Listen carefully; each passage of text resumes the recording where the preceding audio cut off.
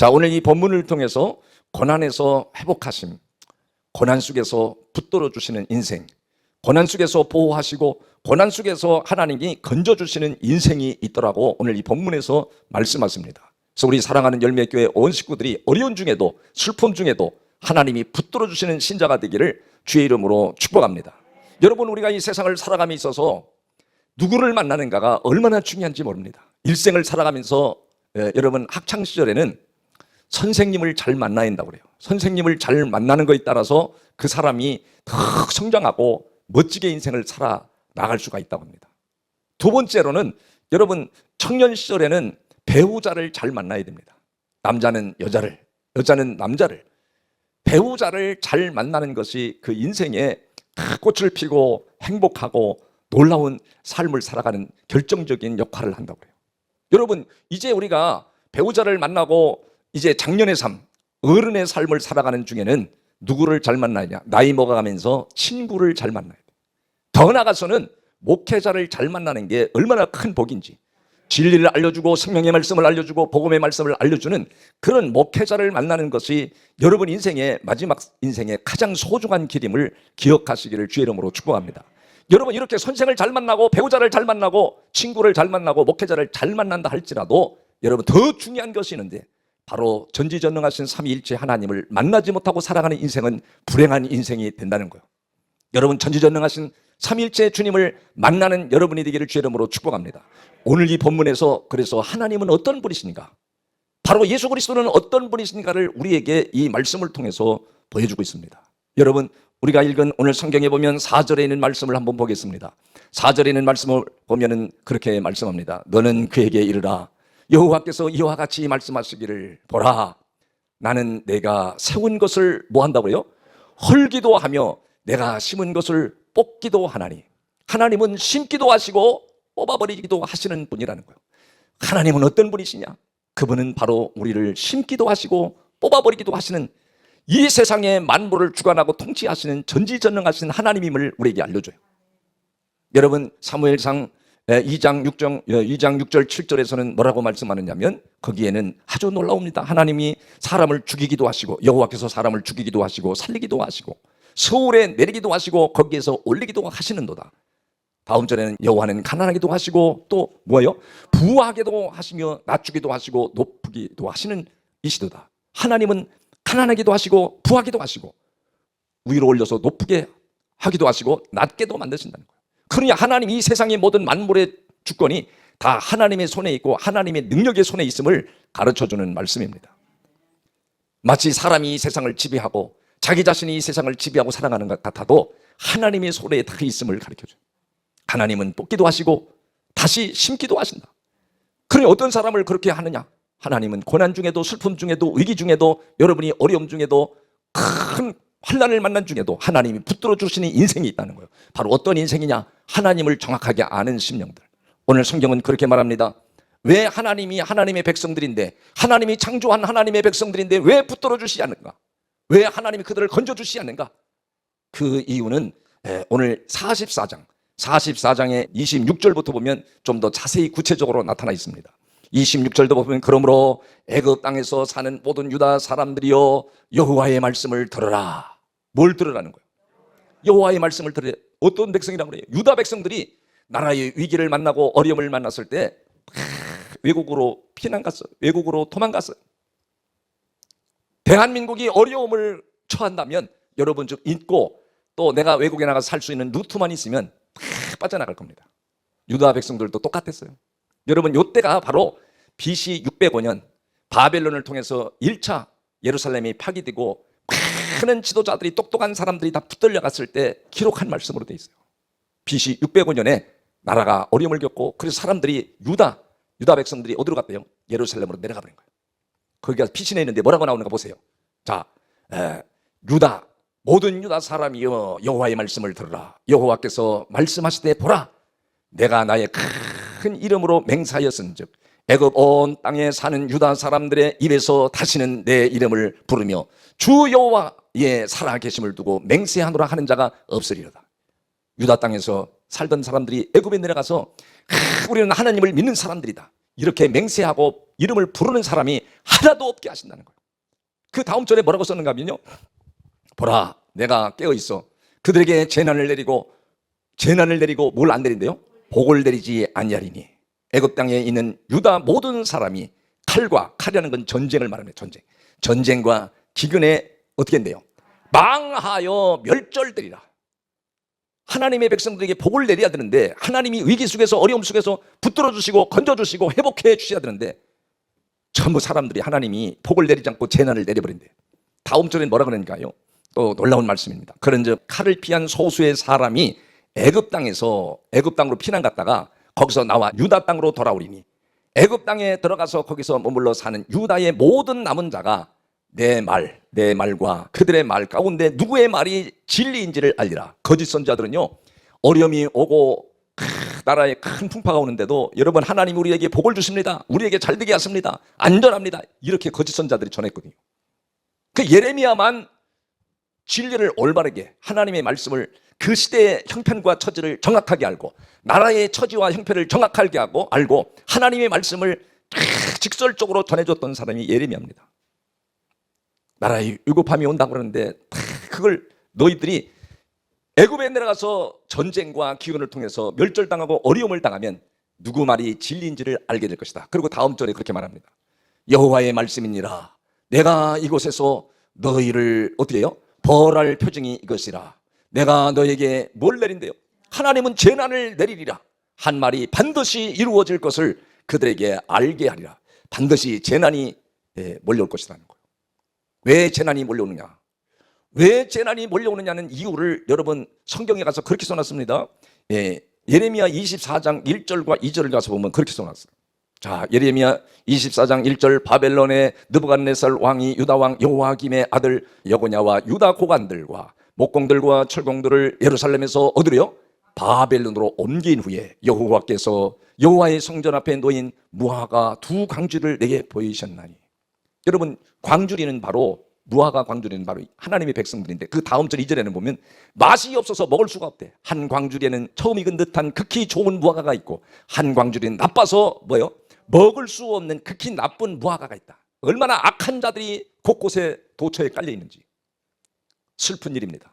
악한 자를 계속 지지하고 따르는 사람들이 또 얼마나 많은지 지금 시대하고 너무 유사해요. 하나님께서 하나님 백성들을 어디로요? 바벨론으로 전쟁을 통해서 유능한 사람 똑똑한 사람 다 끌려가가지고 노예살이 종살이 월급이 어디 있어요? 월급이 가정에 안착이 어디 있습니까? 그러니 여러분 예레미야 24장 9절과 10절에 가서는 그렇게 말씀합니다. 세상 모든 나라 가운데 흩어서 그들에게 환난을 당하게 할 것이며 또 그들에게 내가 쫓아 보낼 모든 곳에서 부끄러움을 뭐한대요?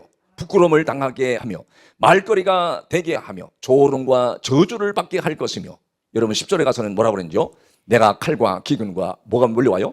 전염병을 그들 가운데 보내 그들이 내가 그들과 그들의 조상들에게 준 땅에서 뭐한대요? 하나님이. 그렇지, 하나님이 보호하시고 붙들어주시고 심고 그래야 하는데 다 뽑아버리는 거예요. 멸절하기까지 이르게 하리라 하시니라. 여러분 더 중요한 말씀은요, 예레미야 27장 16절에서 18절 그 이유를 정확하게 이제 써놨어요.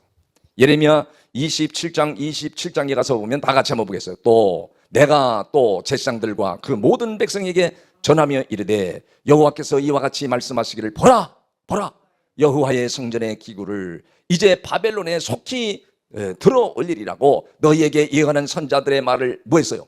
듣지 말라. 이는 그들의 거짓을 뭐 했어요? 그러니까 거짓을 예언했다는 거예요. 반드시 우리 민족은 다시 회복될 것이다.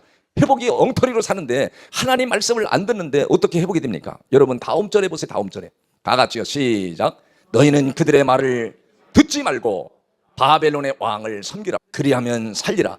어찌하여 이 성을 황무지가 되게 하려느냐? 누구를 섬기라 그러죠? 예레미야 선자는 바벨론 왕을 섬기라고 그래요. 근데 거짓 선자들은 바벨론 왕을 섬기지 말라. 하나님이 우리를 보호하신다. 우리를 일으켜 주신다. 언뜻 들으니까 그 말이 맞는 거예요. 여러분 이 말이 무슨 말인지 아십니까? 다음 절을 보고 설명해 드릴게요. 다 같이 보세요. 18절. 만일 그들이 선자이고 여호와의 말씀을 가지고 있다면 그들이 여호와의 성전에와 유다 왕의 궁전에서와 예루살렘에 남아있는 기구를 바벨론으로 옮겨가지 못하도록 만군의 여호와께 뭐 했대요? 구하여야 할 것이니라. 하나님 앞에 구하는 사람들이 있다는 거예요. 지금 시대가 그렇잖아요. 하나님 앞에 구하지를 않잖아요. 여기서 가장 소중한 것은 하나님 말씀을 듣지 않는다는 거예요. 여러분 성경에 계속해서 오늘 이 말씀하는데 여러분 다시 예레미야 44장에 30절에 가서 보면 그렇게 말합니다. 30절에 보라 내가 유다의 시드기의 왕을 그의 원수 하나님의 백성들인데 하나님의 자녀들인데 유다의 시드기의 왕은 유다 나라의 마지막 왕입니다. 마지막 왕인데 그 마지막 하나님의 백성들을 그의 원수 곧 그의 생명을 찾는 바벨론의 느부갓네살 왕의 손에 넘긴 것 같이 애굽의 바로 호브라 왕을 그의 원수들 곧 그의 생명을 찾는 자들의 손에 하나님 어떻게 했어요? 넘겨주리라. 여호와께서 이와 같이 말씀하셨느니라. 하나님이 다 넘겨준대. 왜 그럴까요?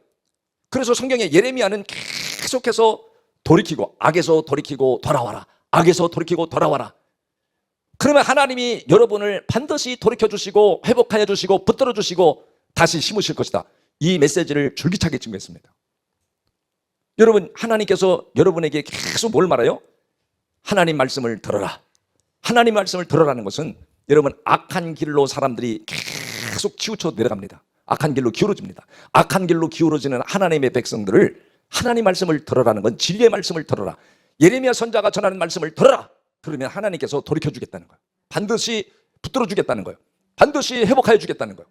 여러분 오늘 이 본문에 있는 말씀이 바로 그런 말씀입니다. 여러분 45장 1절과 2절에서 보면 그렇습니다. 유다의 요시야 왕의 아들 여호야김 넷째 해에 권력을 잡아서 4년차 되는 해에 네리야의 아들 바룩이 예레미야가 불러주는 대로 이 모든 말을 책에 기록하니라. 그때 선자 예레미야가 그에게 말하여 이르되 예레미야가 지금 얼마나 어려움을 겪는지요. 바벨론 왕을 섬기라고 그러고 여러분 바벨론 왕을 섬기든지 아니면 하나님 말씀을 들어야 됩니다. 그 말씀을 순종해야 된다. 여러분 줄기차게 그 말을 하는 거예요.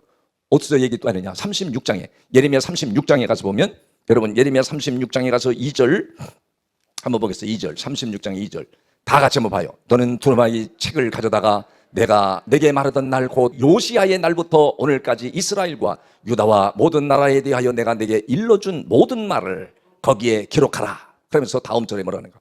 유다 가문에 내가 그들에게 내리려 한 모든 모든 재난을 듣고 각기 악한 길에서 뭐예요? 악한 길에서 돌이키라. 악한 길에서 돌이키니 그리하면 내가 그 악과 죄를 어떻게 한대요? 다 용서하신다는 거예요. 하나님은 우리의 죄를 질 걸 아시고 예수 그리스도를 보내주셔서 죄 문제를 해결해 주시는 분이에요. 근데 여기서도 그러잖아요. 악한 길에서 돌이키라. 그 다음 절에 뭐라고 그러는지 아십니까? 이에 예레미야가 네리야 아들 바룩을 부르매 바룩이 예레미야가 불러주는 대로 여호와께서 그에게 이르신 모든 말씀을 두루마리 책에 기록하니라.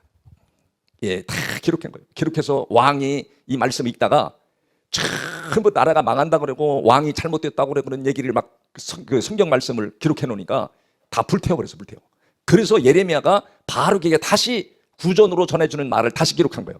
그런데 왜 예레미야가 다음 절에 5절에 뭐라고 했죠? 예레미야가 바룩에게 명령하여 이르되 나는 어떻게 했어요? 그렇죠. 진리의 말씀을 전해가지고 시대의 형편과 처지를 옳게 알려줬다가 고통을 받고 핍박을 받고 붙잡혔다는 거예요. 붙잡혀서 여호와의 집에 들어갈 수 없으니 바룩에게 다시 구전으로 전하는 걸 기록해가지고 백성들에게 선포하는 거예요. 다시 다음 절에 너는 들어가서 내가 말한 대로 두루마리에 기록한 여호와의 말씀을 금식일에 여호와의 성전에 있는 백성의 귀에 낭독하고 유다 모든 성읍에서 온 자들의 귀에도 다 알려주라는 거예요. 들려주라면서 다음 절에 뭐라 그러죠? 자, 다 같이요. 시작. 그들이 여호와 앞에 기도를 드리며 각기 뭐라 그래요?